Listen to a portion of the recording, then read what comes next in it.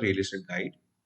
आज का टॉपिक हमारा है lease hold land versus free hold land और प्रॉपर्टी।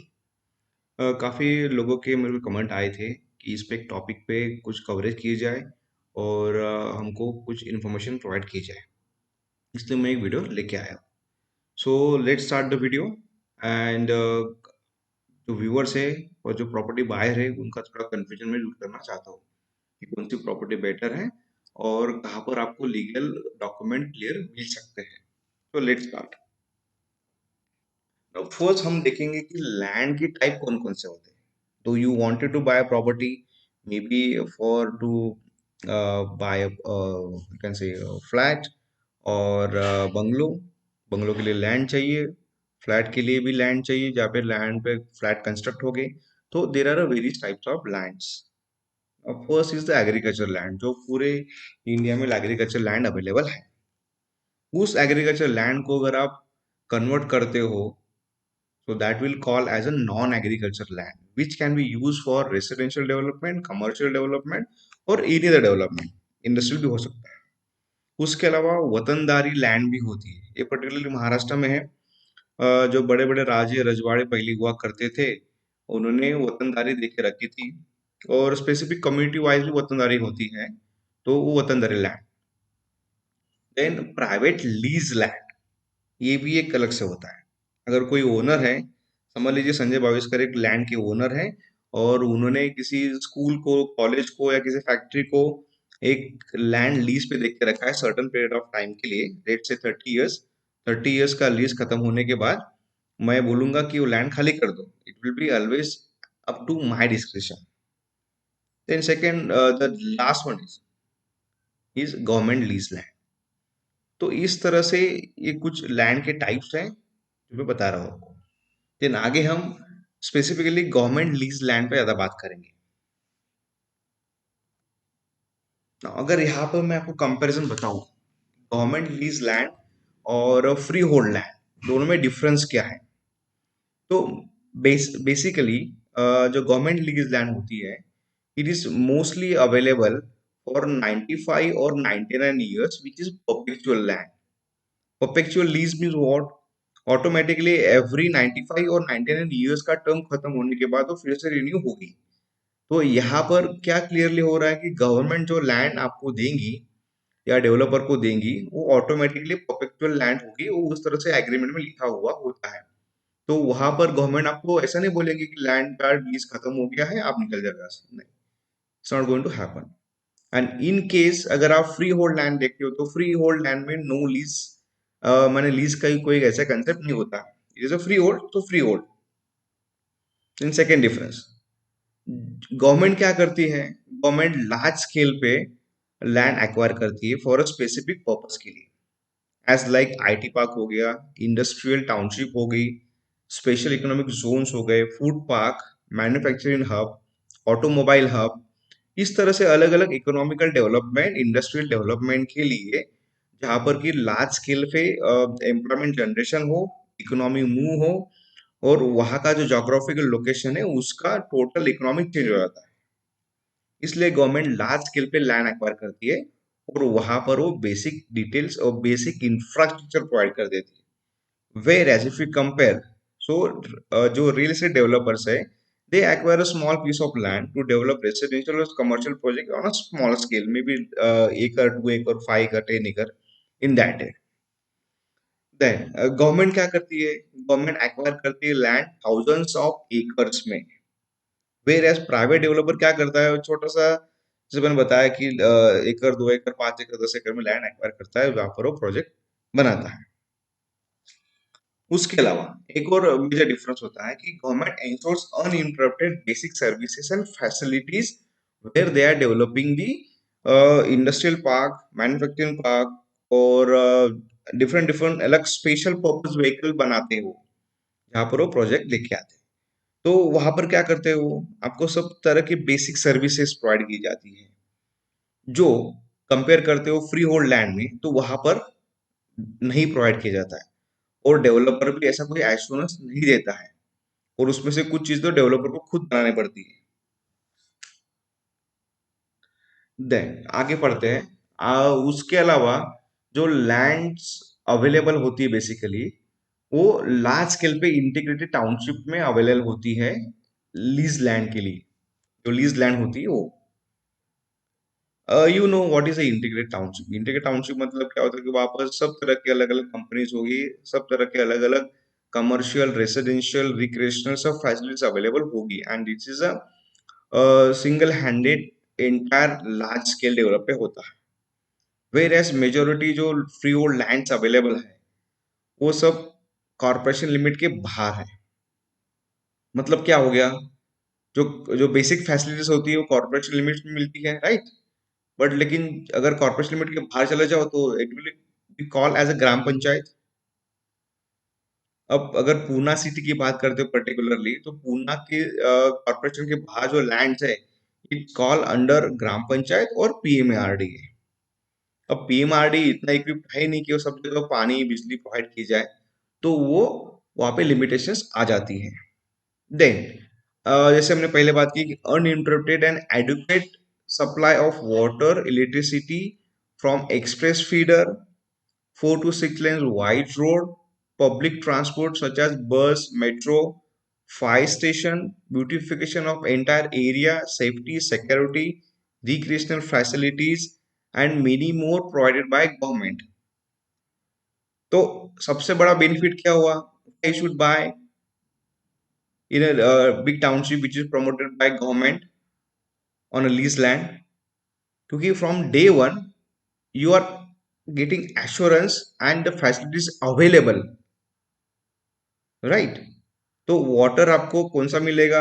वाटर आपको पीने का ड्रिंकिंग वाटर जो डैम से लिफ्ट किया जाएगा, ट्रीटेड किया जाएगा, और गवर्नमेंट एजेंसी है वो आपको प्रोवाइड करेगी। इलेक्ट्रिसिटी आपको एक्सप्रेस फीडर से मिलने वाली है, जो कि अनइंटरप्टेड पावर होती है, जो बिजली जाती नहीं वहां पर, there is no power cuts. और रेडीली सारे 4 to 6 lane roads wide available है। पब्लिक ट्रांसपोर्टेशन ऑलरेडी उस एरिया में अवेलेबल होता है because of industries. Fire stations, helipad, beautification of entire area, safety, security, irrigation practice, सब कुछ अवेलेबल होता है। If I want to give you the example here, अगर आप देखते हो पूना की पर्टिकुलर बात करता हूँ तो हिंजवड़ी का एग्जांपल लेंगे। हिंजवड़ी में आप आके देखिए तो आपको 4 to 6 lane road already available होंगी। मेट्रो का तो खैर काम चल रहा है वहां पर, बसेस सर्विसेज अवेलेबल है। उसके अलावा पूना में पिंपरी चिंचवड़ महानगर पालिका है, उसके इसमें भोसरी एमआईडीसी आती है, निगड़ी एमआईडीसी आती है। तो अगर आप वहां पे जाके देखते हो, टाकन एमआईडीसी है, तो वहां पर ये सारी फैसिलिटीज ऑलरेडी देर है। For example you go to spine road. Spine road 6 lane का बड़ा, सबसे बड़ा रोड बनाया गया है। वहां पर काफी जगह तो कंस्ट्रक्शन हुआ भी नहीं है, रेसिडेंशियल जोन भी नहीं है, रेसिडेंशियल एक्टिविटी भी नहीं है, फिर भी वहां पर 6 रोड बना के रखे हुए हैं। वाटर लाइन अवेलेबल है, बिजली अवेलेबल है, ट्रांसपोर्टेशन फैसिलिटी अवेलेबल है, and entire area is beautified by MIDC itself. Now, if you compare with the private development, so there is no such kind of assurance from the local authority. Water जो मिलेगा आपको borewell से मिलेगा और tanker से मिलेगा, क्योंकि वहां वो जो पूरा एरिया जो आता है वो MIDC के अंदर में नहीं है, ना ही वो कॉर्पोरेशन के अंदर में है। It is fall under the PMRD, because maximum development is happening in gram panchayat area outside corporation limit.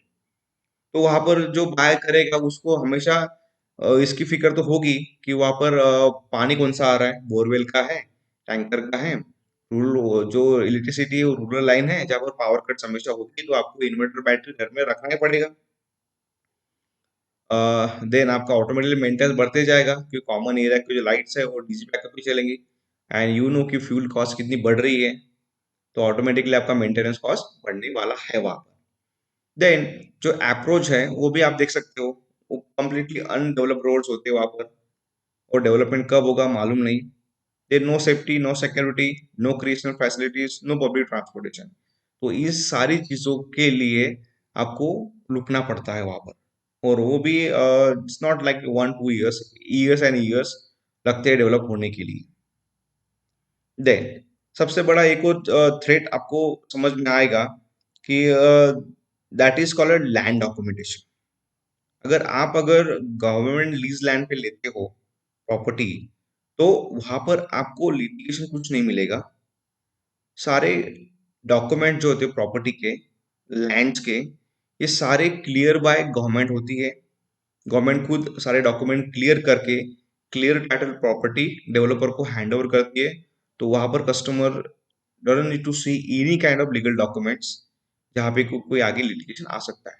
But in case जहाँ पर डेवलपर खुद लैंड एक्वायर कर रहा है फार्मर से, तो वहां पर आपको लिटिगेशन देखना जरूरी है। और ऐसा ही नहीं कि लिटिगेशन अभी प्रेजेंट में नहीं है और फ्यूचर में आने सकता, फ्यूचर में आ भी सकता है। There are many examples in market. आप खुद गूगल करोगे तो विल कम टू नो। बढ़ते आगे पॉइंट की तरफ। अब उसमें और एक आगे हमने बताया हो कि all basic amenities ready even before any development in the vicinity. As just I give you example, spine road का, जो कि निगड़ी में है। तो आप जाके देख सकते हो उस रोड के साइड में काफी सारा डेवलपमेंट हुआ ही नहीं है, फिर भी गवर्नमेंट ने, एमआईडीसी ने वहां पे 6 लोन बड़े बड़े रोड बना के रखे हुए हैं, कंसिडरिंग फ्यूचर डेवलपमेंट। और आगे जैसे जैसे डेवलपमेंट बढ़ेगा उनके लिए रेडीली सब चीजें अवेलेबल है। वाइड रोड है, वाटर है, 24/7 इलेक्ट्रिसिटी अवेलेबल है, ब्यूटिफिकेशन है, सेफ्टी सिक्योरिटी और गवर्नमेंट इंश्योर करके देती है। In case of private development, ये सब चीजें डेवलप होने के लिए takes years and years to give to get the basic amenities. बढ़ते आगे। Here I would like to give you few examples, कौन कौन से एरिया लीज लैंड पे बने हुए हैं और कितनी अच्छी तरह से वो चल रहा है। सबसे बड़ा एग्जांपल तो एमआईडीसी का है। एमआईडीसी मतलब महाराष्ट्र इंडस्ट्रियल डेवलपमेंट कॉर्पोरेशन। तो इस तरह से जो इंडस्ट्रियल कॉर्पोरेशन है हर स्टेट में होती है, जैसे गुजरात की जीआईडीसी हो गई, दिल्ली की है, हरियाणा की है, एमपी की है। सब जगह अलग अलग इंडस्ट्रियल डेवलपमेंट कॉर्पोरेशंस बनाई गई है और वो बेसिक फैसिलिटीज एमिनिटीज वहाँ के रेसिडेंट्स, वहाँ पे कमर्शियल डेवलपमेंट को प्रोवाइड करती है। Now if I tell you about the particularly Maharashtra industrial development corporation, Hinjawadi एक बड़ा एग्जाम्पल है, जो कि सबसे बड़ा आईटी पार्क है। जिनको आईटी में काम करना है तो वो हिंजवाड़ी में ही आते हैं। मोर देन 5 lakhs के ऊपर लोग काम करते हैं वहाँ पर। दुनिया भर की अलग अलग कंपनीज यहाँ पर अवेलेबल है। Then Bhosari MIDC, this is another big MIDC, यहाँ पर ऑटोमोबाइल हब है। निगड़ी एमआईडीसी है, वहाँ पर ऑटोमोबाइल है। झारखंड में ऑटोमोबाइल है। रांजनगांव में इंडस्ट्रियल हब है। This is the Asia's largest 5 star MIDC. ये सारी अवेलेबल है। देन नवी मुंबई एरिया है।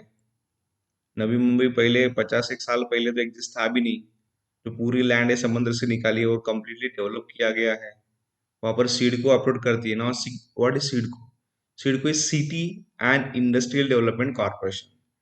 उसके नाम में ही उसका काम छुपा हुआ है। तो सिटी तो बनाती ही है, प्लस इंडस्ट्रियल डेवलपमेंट भी करती है। तो नवी मुंबई पूरा सिडको ने बनाया हुआ है।